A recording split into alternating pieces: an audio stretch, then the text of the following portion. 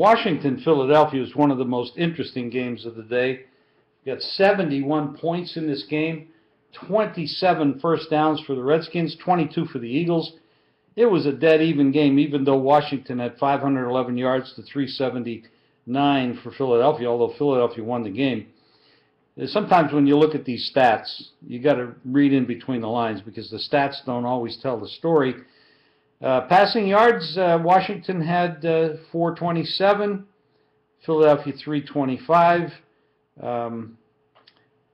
Yards per play or yards per pass, 8.9 to 7.9 for Philly.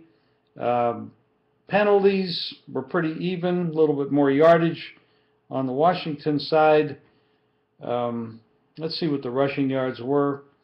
Neither team really ran the ball very well. Washington had 84, Philadelphia had 54. That's really interesting because Philadelphia is one of the strongest rushing teams in football, but it wasn't the case today. But they did win the game, and it was very entertaining to watch.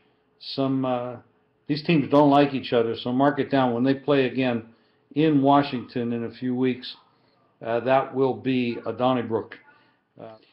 One of the more interesting games was, these desperate teams, the teams that are 0-2 coming into Week 3.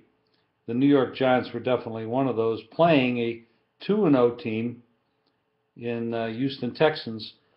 And at quarterback, they got Ryan Fitz turnover. He's just a turnover machine. And today he threw 3 interceptions.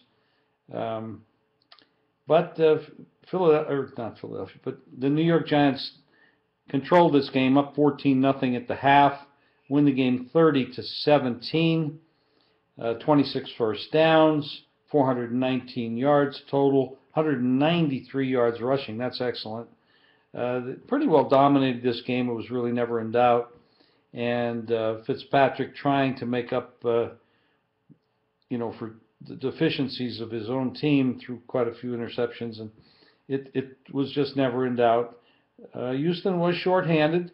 They were coming off playing on the West Coast at Oakland last week, and the desperation Giants, this was a great spot for New York, and they pulled it off with ease, and now they move on.